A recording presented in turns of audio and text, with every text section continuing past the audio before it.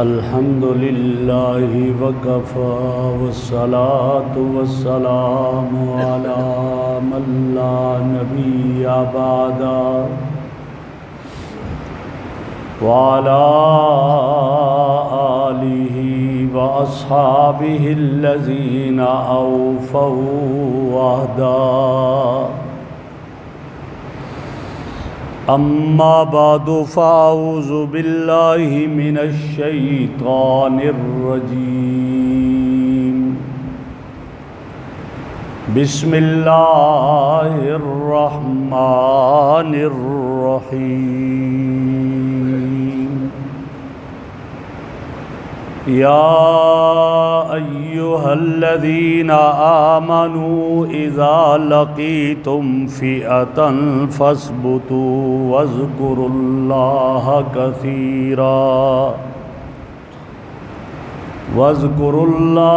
کثیرا لعلکم تفلحون وقال رسول اللہ صلی اللہ علیہ وسلم یا ایہا الناس لا تتمنوا لقاء العدو واسألوا اللہ العافیہ فإذا لقیتموہم فاصبروا وَاعْلَمُوا أَنَّ الْجَنَّةَ تَحْتَ ظِلَالِ السُّيُوفِ أو كما قال عليه الصلاة والسلام اللهم صل على سيدنا ومولانا محمد وعلى آل سيدنا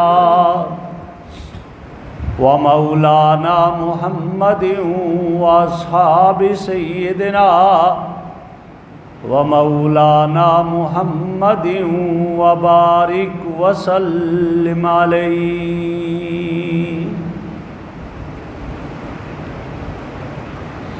انتہائی قابل صد احترام بزرگوں اور عزیز دوستوں، میں نے قرآن کریم فرقان حمید میں سے کچھ حصہ آپ حضرات کے سامنے تلاوت کیا اور امام الانبیاء صلی اللہ علیہ وسلم کے گلدستہ احادیث میں سے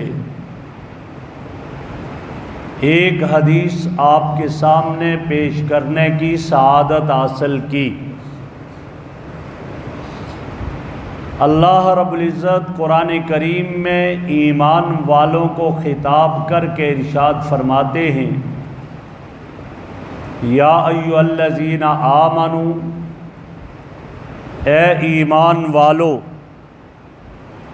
اذا لقیتم فئۃ فاثبتوا،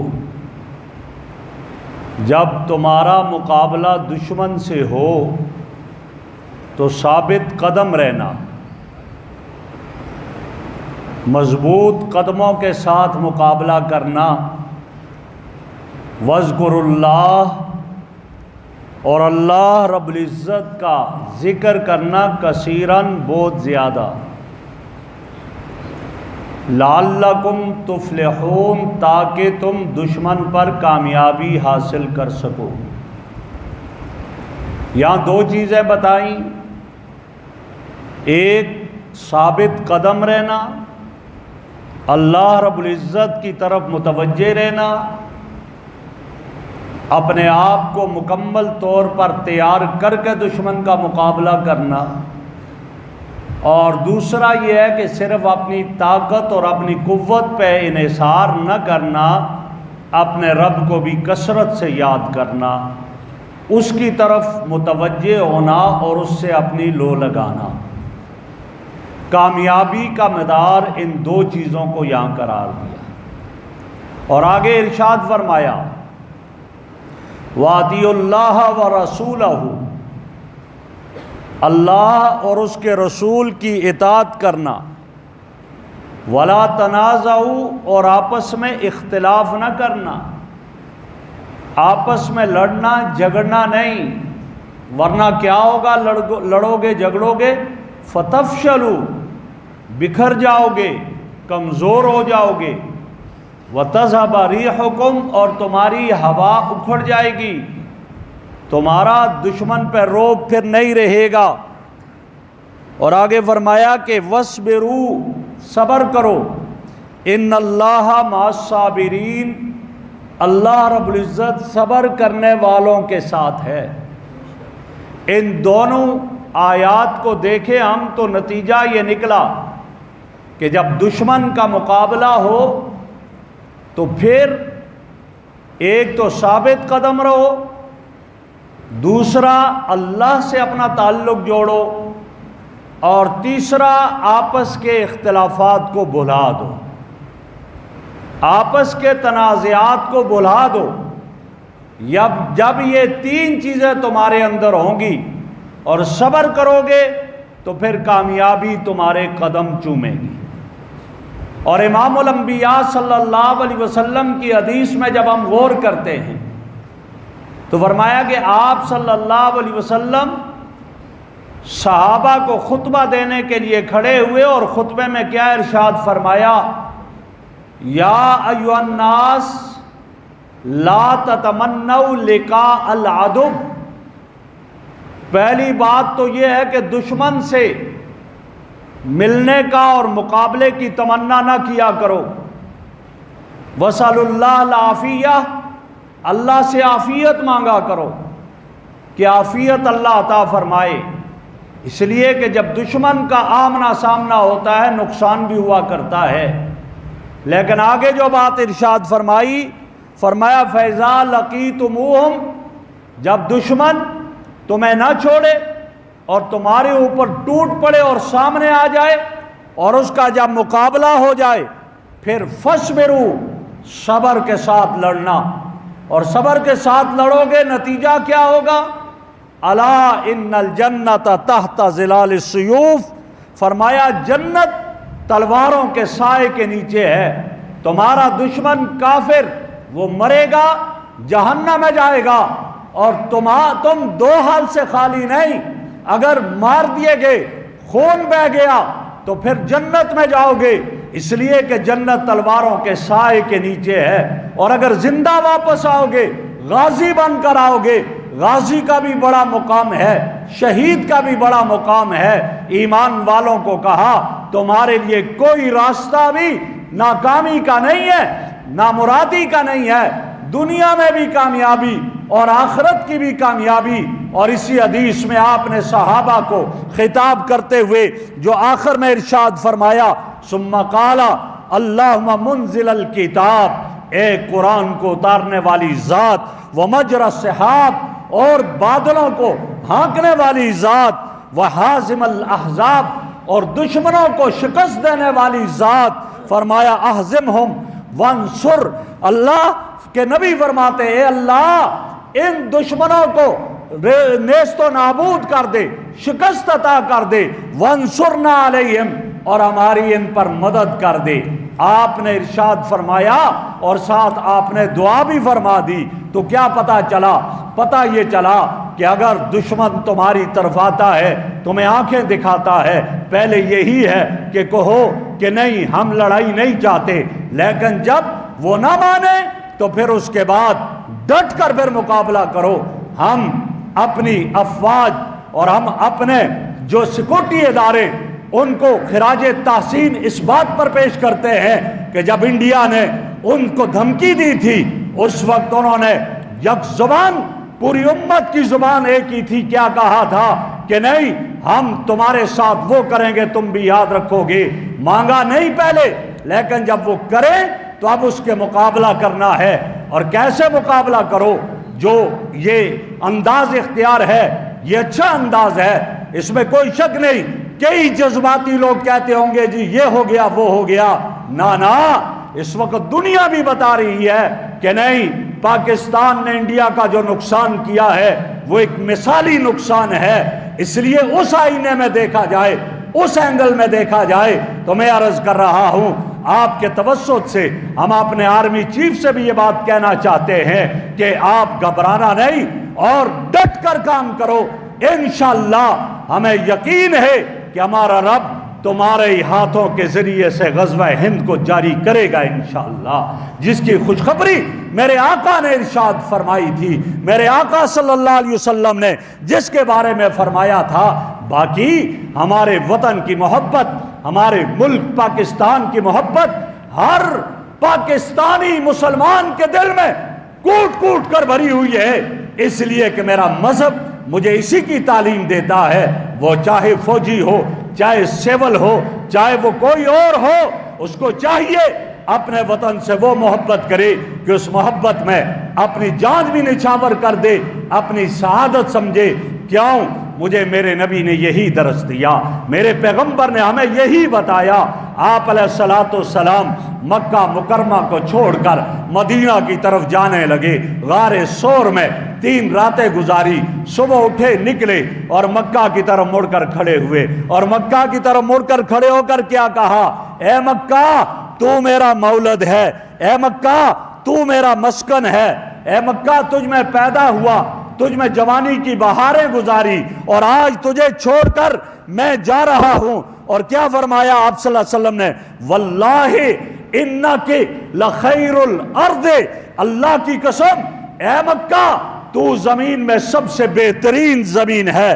وحب ارض اللہ، اور اللہ رب العزت کی زمینوں میں اللہ کے ہاں سب سے محبوب اور مجھے محبوب زمین ہے اللہ، اللہ کے ہاں بھی محبوب ہے. فرمایا لولا انی اخرجت من کے، اگر خدا کی قسم مجھے تجھ سے نہ نکالا جاتا، اگر یہاں سے نہ نکالتے، ما خرج تو میں نہ نکلتا، لیکن آج مجھے نکالا جا رہا ہے. یہ ایک اپنے وطن کی محبت، اپنے وطن کی مٹی کی محبت میرے آقا مجھے اور آپ کو بتا رہے ہیں. اور جب مکہ مکرمہ سے ہجرت کر کے مدینہ طیبہ میں پہنچ گئے تو مدینہ میں جا کر بھی کیا ہوا؟ کبھی کبھی مکہ کی طرف اپنا مبارک چہرہ کر کے کھڑے ہوتے، گریبان مبارک کو کھول دیتے، فرماتے میرے مکہ کی ہوا آ رہی ہے. آپ مکہ میں بیٹھے ہوئے ہیں، ایک صحابی، آپ مدینہ منورہ میں تشریف فرما ہیں، ایک صحابی مکہ مکرمہ سے ہجرت کر کے آپ کے بعد مدینہ منورہ پہنچا، جس کا نام تھا حضرت اصیل، اس کا نام تھا. میرے آقا کی خدمت میں پہنچا. حضرت عائشہ رضی اللہ عنہا نے فرمایا مکہ کے حالات بتاؤ، کیا ہے مکہ کے حالات؟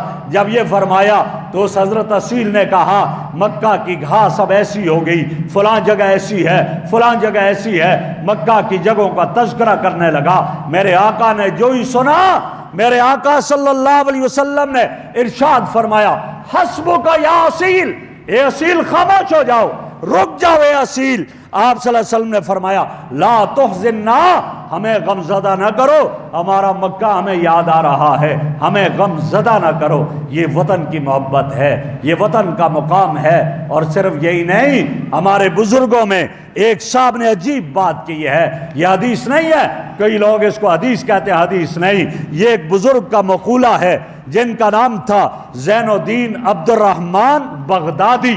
زین الدین عبد الرحمن بغدادی کہتے ہیں حب الوطن من الایمان، وطن کی محبت و ایمان کی علامت ہے، وطن سے محبت ایمان کی علامت ہے. اور صرف یہ انسان نہیں، جانوروں کو بھی دیکھ لیجئے، آپ کو اندازہ ہوگا کہ اپنی مٹی سے کیسی محبت جانور کرتے ہیں، اپنے گھر سے کیسی محبت جانور کرتے ہیں.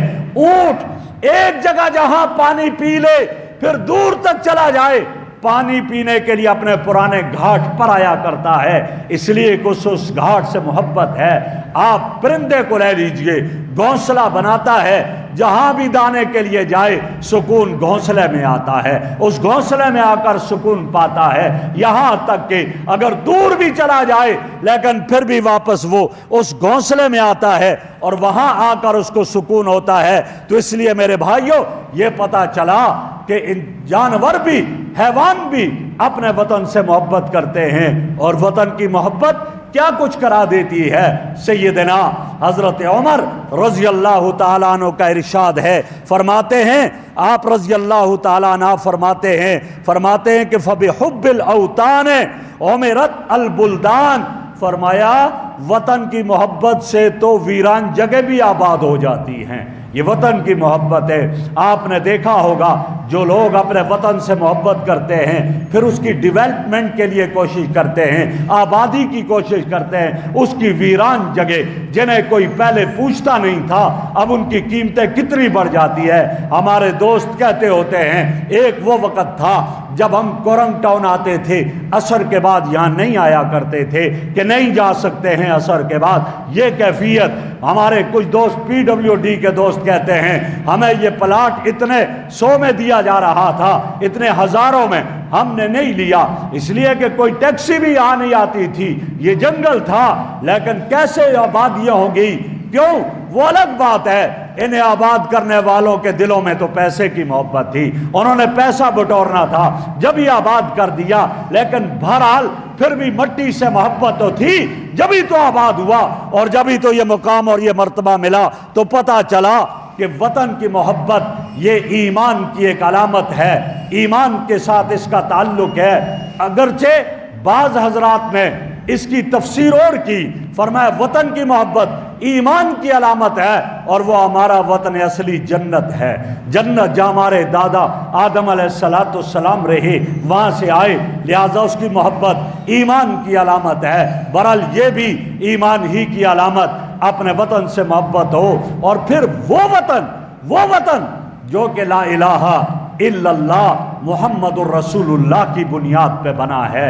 یہ ایک ہی مملکت ہے، پاکستان کی مملکت۔ مدینہ کی بات میں نہیں کر رہا، اس کے علاوہ دنیا میں اگر کلمے کی بنیاد پر معرض وجود میں آیا ہے کوئی تو وہ ایک ہی ملک ہے، اور وہ کیا ہے؟ ملک پاکستان ہے، جس کے بارے میں یہ نعرہ لگایا گیا۔ پاکستان کا مطلب کیا؟ لا الہ الا اللہ۔ اور ہمیں یقین ہے چڑھتے سورج کی طرح دنیا کی کوئی طاقت اس ملک کو مٹا نہیں سکتی ہے انشاءاللہ۔ اس کو مٹانے والے مٹ جائیں گے، اس لیے کہ کلمہ قیامت تک رہے گا، اس کی بنیاد پہ بننے والا ملک بھی پاکستان قیامت تک رہے گا۔ بلکہ میں آگے بڑھ کر ایک اور بات کہنا چاہتا ہوں کہ میرا ملک پاکستان، اس کا مقام، اس کا مرتبہ کیا ہے میرے ملک پاکستان کا؟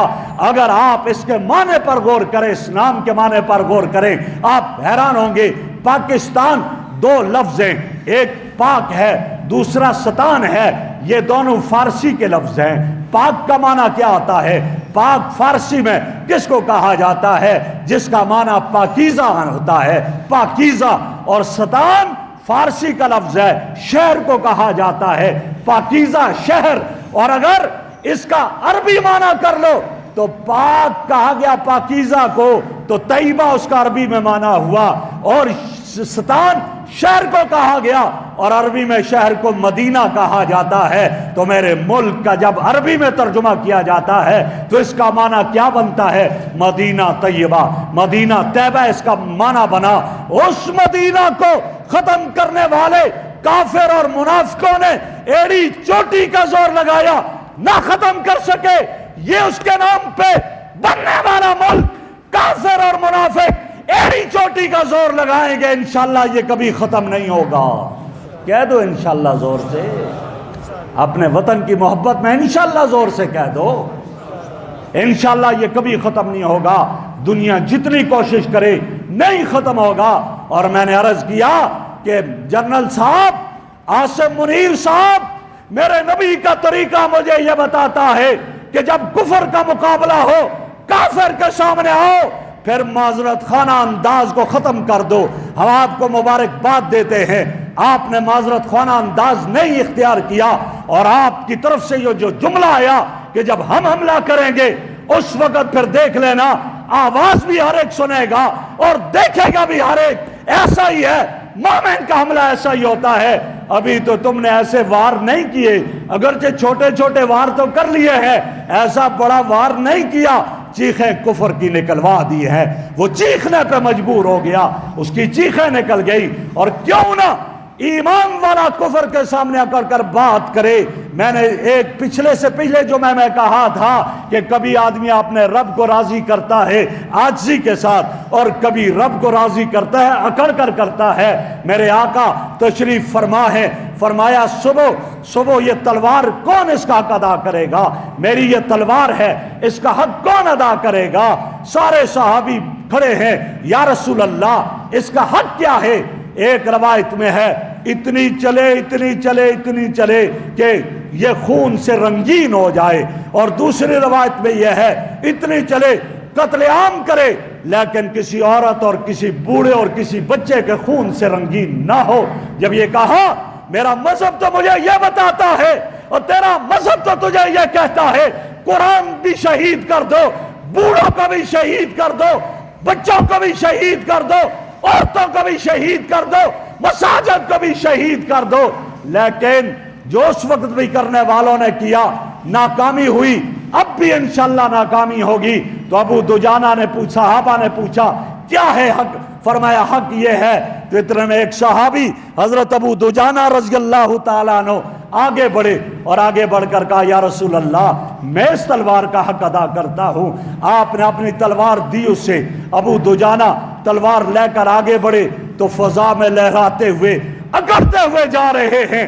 میرے آقا نے دیکھ کر کہا میرے صحابہ یہ اکڑ اللہ کو پسند نہیں ہے، لیکن آج ابو دجانہ کی اس چال پہ میرا رب بھی فخر کر رہا ہے فرشتوں کے سامنے۔ آؤ میرے فرشتوں دیکھو ابو دجانہ کیسے کفر کو اکڑ کر سمجھا رہا ہے، اکڑ کر بتا رہا ہے، کفر کی آنکھوں میں آنکھیں ڈال کر بات کر رہا ہے۔ تو میں کیوں نہ کہوں میرا ملک جو لا الہ الا اللہ محمد رسول اللہ کی بنیاد پہ بنا، تم بھی اکڑ کر دشمن کو جب دکھاؤ گے میرا رب فخر کرے گا۔ دیکھو میرے ان بندوں کو دیکھو آج کفر کی آنکھوں میں آنکھیں ڈال کر بات کر رہے ہیں۔ تو میں عرض کر رہا ہوں یہ ملک یہ بڑی قربانیوں سے ہمیں ملا ہے، لا الہ الا اللہ محمد الرسول اللہ کی بنیاد پہ بنا ہے۔ جب لا الہ الا اللہ محمد الرسول اللہ کی بنیاد پہ بنا ہے، اس کے لیے ہمارے اکابر نے قربانیاں دی ہیں۔ کیا قربانیاں دی؟ آپ اگر پڑھیں اور دیکھیں اس کے پیچھے شاملی کا وہ محاذ ہے جہاں انہوں نے قربانیاں دی، اس کے پیچھے جو ہے وہ تحریک ریشمی رومال ہے، جو ریشمی رومال پر خط لکھ کر جو تحریک ہوئی تھی، اس کے پیچھے تحریک ترک موالات ہے۔ یہ تحریکیں اس کے پیچھے ہیں، اس کے پیچھے بہت قربانیاں ہیں۔ جب بہت قربانیاں ہیں تو یہ نہ سمجھو یہ آسان ہے، نہیں، ہم بھی آج وہ قربانیاں دینے کے لیے تیار ہیں۔ آج وہ بچہ قربانی دے رہا ہے، آج وہ بوڑھا بھی قربانی دے رہا ہے، وہ جوان بھی قربانی دے رہا ہے۔ تو پھر میں عرض کروں کہ اس کے محافظ دو لوگ ہیں اس کے محافظ، ایک ہے اس کی جغرافیائی سرحدات، دوسری اس کی نظریاتی سرحدات۔ اس کی جغرافیائی سرحدات اس کے محافظ ہماری فوج ہے، وہ اس کی جغرافیہ کی حفاظت کر رہی ہے، ہم ان کے شانہ بشانہ ہیں، اور اس کی نظریاتی سرحدات اس کی حفاظت علماء کر رہے ہیں۔ جبھی تو دشمن کو برا لگتا ہے، ان کی آنکھوں میں کھٹکتے ہیں اور پھر وہ حملے کرتے ہیں، کبھی بھاولپور میں، کبھی مریدکے میں، کبھی مظفر آباد میں۔ ان علماء ہی کے مراکز پر انہوں نے حملہ کیا اور نشانہ بنایا۔ وہ سمجھتے ہیں کہ ہاں یہی لوگ انشاءاللہ اس ملک کی حفاظت کے لیے اپنی فوج کے شانہ بشانہ لڑیں گے۔ تو میں عرض کر رہا ہوں ان کے ساتھ ہمیں بڑھ کر کام کرنا چاہیے اور ان کے ساتھ ہمیں تعاون کرنا چاہیے۔ اور میں نے عرض کیا کہ ہمیں لگتا ہے انشاءاللہ میرے نبی نے جس غزوہ ہند کی بشارت ہمیں دی تھی اب وہ قریب آنے والا ہے، اور اس کا یہی بھارت اور انڈیا ہی اس کا ذریعہ بنے گا، اور انشاءاللہ وہ وقت آئے گا۔ میرے نبی کا ارشاد ہے، حضرات صحابہ فرماتے ہیں رضی اللہ تعالیٰ عنہ مجمعین، حضرت ثوبان رضی اللہ عنہ سے روایت ہے، وہ فرماتے ہیں جو نبی اکرم صلی اللہ علیہ وسلم کے آزاد کردہ غلام ہیں، انہوں نے کہا، وہ کہنے لگے کہ نبی اکرم صلی اللہ علیہ وسلم نے ایک مرتبہ آپ صلی اللہ علیہ وسلم نے ارشاد فرمایا اور فرمایا اصابتان من امتی، میری امت کے دو گروہ ہوں گے، اصابتان من امتی، میری امت کے دو گروہ ہوں گے۔ آپ صلی اللہ علیہ وسلم ارشاد فرماتے ہیں اور آپ نے فرمایا کہ احرزہم اللہ من النار، اللہ انہیں جہنم کی آگ سے بچا دیں گے۔ دو گروہ جنہیں اللہ جہنم کی آگ سے بچا دیں گے، اصابت تغزو الہند، ایک وہ جماعت اور گروہ ہے جو غزوہ ہند کرے گا، جو جہاد ہندوستان کرے گا، اور دوسرا ارشاد فرمایا اصابت تکون مع عیسی ابن مریم، دوسرا وہ گروہ ہوگا جو عیسی ابن مریم کے ساتھ ہوگا، امام مہدی کے ساتھ ہوگا۔ میرے آقا 1400 سال پہلے یہ ارشاد فرمائے ہیں کہ جو غزوہ ہند میں شریک ہوگا میرا رب ان کو جہنم سے محفوظ رکھے گا۔ وہ اصحابہ، وہ جماعت، وہ گروہ کبھی بھی جہنم میں نہیں جائے گا۔ اور حضرت ابو ہریرہ رضی اللہ تعالیٰ عنہ ارشاد فرماتے ہیں، میرے آقا نے فرماتے وعدنا رسول اللہ صلی اللہ علیہ وسلم غزوۃ الہند، ہمارے نبی نے غزوہ ہند جہاد ہندوستان کا ہم سے وعدہ کیا۔ اور آگے وہ فرماتے ہیں کہ آپ نے ہم سے وعدہ کیا اور فرمایا فَإِنْ أَدْرَكْتُهَا أُنْفِقُ فِيهَا نَفْسِي وَمَالِي، ابو ہریرہ فرماتے ہیں اگر میں نے اس غزوہ ہندوستان کو پا لیا، میں اپنا سارا مال و دولت، اپنی جان اس غزوے پہ خرچ کر دوں گا۔ اور جب اس غزوے پہ خرچ کر دوں گا، اور کہتے ہیں فَإِنْ اُقْتَلُ، اگر مجھے اس میں شہید کر دیا گیا، فرماتے كُنْتُ مِنْ أَفْضَلِ الشُّهَدَاء، میں شہداء میں سب سے افضل شہید ہوں گا۔ ابو ہریرہ کہتے ہیں میرے آقا نے فرما دیا ہے۔ اور آگے جو بات ارشاد فرمائی، فرمایا وَإِنْ أَرْجِعُ فَأَنَا ابو ہریرہ المحرر، اگر میں واپس لوٹ آیا تو میں ابو ہریرہ جہنم کی آگ سے آزاد ہوں گا۔ غزوہ ہند میں شہید ہونے والا شہداء میں سب سے افضل ہوگا۔ غزوہ ہند میں شریک ہو کر واپس آنے والا وہ بہت ہی زیادہ جہنم سے آزاد ہوگا۔ یہ کون فرما رہے ہیں؟ میرے آقا صلی اللہ علیہ وسلم ارشاد فرما رہے ہیں۔ اور اسی طریقے سے آپ علیہ الصلوۃ والسلام نے ایک بات ارشاد فرمائی، آپ نے فرمایا یغزو قوم من امتی الہند، میری امت کا ایک گروہ، ایک جماعت غزوہ ہند کرے گی، یفتح اللہ علیہم، اللہ انہیں فتح عطا فرمائیں گے۔ جو غزوہ ہند کرے گی اللہ فتح کریں گے۔ آگے کیا بتا دیا؟ حتی یاتو بملوک الہند، یہ میرے مجاہد وہ ہندوستان کے بادشاہوں کو پکڑ کر اور گرفتار کر کے لائیں گے۔ اور کیسے گرفتار کریں گے؟ مغلولین فی السلاسل، بیڑیوں میں اور ہتکڑیوں میں جکڑے ہوں گے، بیڑیوں اور ہتکڑیوں میں جکڑے ہوں گے۔ اور آگے فرما دیا فیغفر اللہ لہم ذنوبہم، ان مجاہدین کے گناہوں کو میرا اللہ معاف کر دے گا، ان کے گناہوں کو معاف کر دے گا۔ اور فرمایا کہ اس کے بعد پھر یہ کیا کریں گے؟ فرمایا ان کی مدد کی جائے گی اور پھر یہ شام کی طرف چلے جائیں گے۔ فَيَجِدُونَ عِيسَىٰ، حضرت عیسیٰ علیہ السلام کو وہاں پر پائیں گے۔ میں آپ کی توجہ چاہتے ہوئے عرض کرنا چاہتا ہوں، ان احادیث نے جو مجھے اور آپ کو بتایا، ایک بات یہ بتائی کہ سب سے زیادہ اسلام کا دشمن ہندوستان ہوگا۔ ہندوستان، جبھی تو فضیلت بتائی نا کہ جو غزوہ ہند میں شریک ہوگا افضل الشہداء ہوگا۔ جو غزوہ ہند میں شریک ہوا واپس آ گیا، فرمایا جہنم سے آزاد ہوگا۔ ایک چیز یہ پتہ چلی کہ اسلام کا سب سے بڑا دشمن ہندوستان، اور آپ دیکھ رہے ہیں کہ ہندوستان ہی تو اسلام والوں پر حملے کر رہا ہے، وار کر رہا ہے۔ ایک دوسری بات جو عرض کرنا چاہتا ہوں توجہ آپ کی چاہتے ہوئے، کیا فرمایا؟ یہ مجاہد غزوہ ہند کریں گے اور پھر کہاں جائیں گے؟ عیسیٰ علیہ السلام کی طرف، امام مہدی کی طرف جائیں گے، وہاں جائیں گے۔ اور وہاں کس سے لڑیں گے؟ دجال سے لڑیں گے، وہاں دجال سے لڑیں گے۔ کیا بات معلوم ہوئی؟ اس کا نتیجہ یہ نکلا کہ وہ وقت آئے گا کہ دجالی قوتیں اور ہندوستان کا الائنس ہو جائے گا، اتحاد ہو جائے گا۔ اور آج یہی ہے، میرے ملک پر اگر کوئی ڈرون آتا اور گرایا جاتا ہے، وہ کس کا؟ اسرائیل کا ہے، وہ دجالی قوتوں کا ہے۔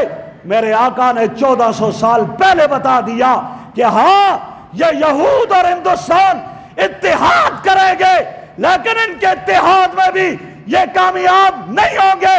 نتیجہ یہ نکلے گا ان کے بادشاہوں کو جکڑ کر لایا جائے گا, ان کے بادشاہوں کو قید کر کے لایا جائے گا. کامیابی ایمان والوں کی ہوگی. اور ایک دوسری روایت ہے, میرے آقا صلی اللہ علیہ وسلم نے فرمایا فلسطین سے اس کا بادشاہ ایک لشکر کو ہندوستان میں بھیجے گا اور وہ وہاں جا کر ہندوستان کے بادشاہوں کو جکڑ کر کے قید کر کے لائیں گے اور وہاں کے کنوز خزانہ کو بھی لے کر آئیں گے اور لا کر بیت المقدس کی تزئین بھی کریں گے. اور اس طرح اسلام کا بول بالا ہوگا انشاءاللہ, بول بالا ہوگا انشاءاللہ. ہمیں چڑھتے سورج کی طرح یہ یقین ہے. ہاں کبھی یہ آزمایا جاتا ہے, اللہ آزماتے ہیں, لیکن نتیجہ کیا ہوگا؟ اسلام کا غلبہ ہوگا. دنیا کفر, دنیا یہودیت, دنیا نصرانیت ایک بھی ہو جائے, وہ وقت آئے گا اور یہ وقت آئے گا ضرور انشاءاللہ.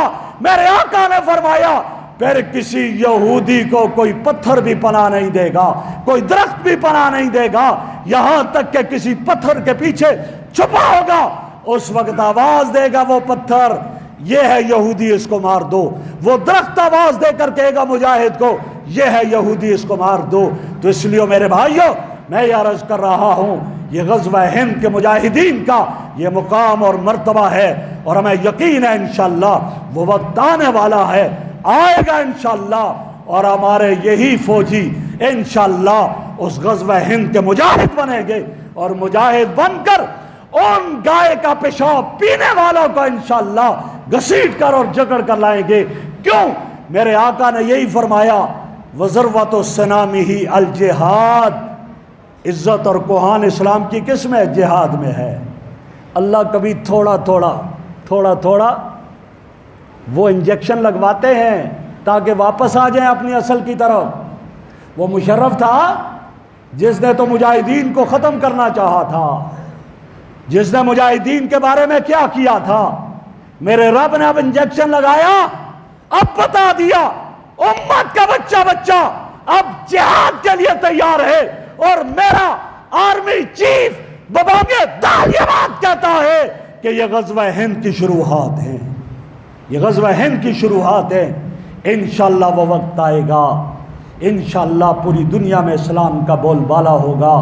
باقی ہم اپنی فوج سے یہ بات کہتے ہیں, اور میں آپ کے توسط سے یہ کہنا چاہتا ہوں کہ پوری قوم آپ کے ساتھ ہے, ملک کی محبت میں, ملک کی دفاع میں آپ کے ساتھ ہے. جیسے کہو گے انشاءاللہ کریں گے. کیوں؟ ہمارا یہ یقین ہے کہ اسلام مومن جب شہید ہوتا ہے اس کے خون کا قطرہ بعد میں زمین پہ گرتا ہے, گناہ اللہ پہلے معاف کر دیتے ہیں.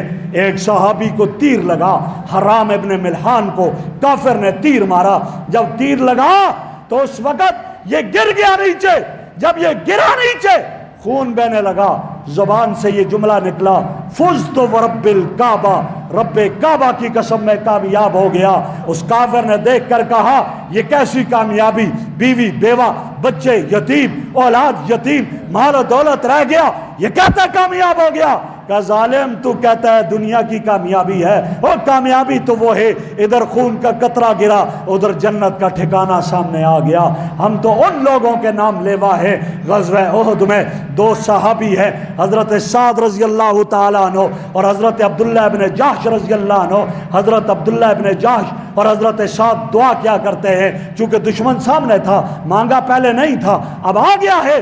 اب ثابت قدمی کا مظاہرہ کرتے ہوئے عبداللہ ابن جحش دعا کرتے ہیں اللہ کل دشمن میرے مقابلے میں آئے, وہ مجھ پہ وار کرے میں اس پہ وار کروں, پھر مجھ پہ حملہ کرے میں اس پہ حملہ کروں, اس کو واصل جہنم کر دوں. حضرت عبداللہ امین کہتے ہیں. اب حضرت عبداللہ ابن جحش ہاتھ اٹھاتے ہیں, اللہ کل بہادر دشمن میرے مقابلے میں آئے, وہ مجھ پہ وار کرے میں اس پہ وار کروں, پھر مجھ پہ وہ حملہ کرے, میری ناک کاٹ دے, میرے کان کاٹ دے, میرے گوشت کے ٹکڑے ٹکڑے کر دے.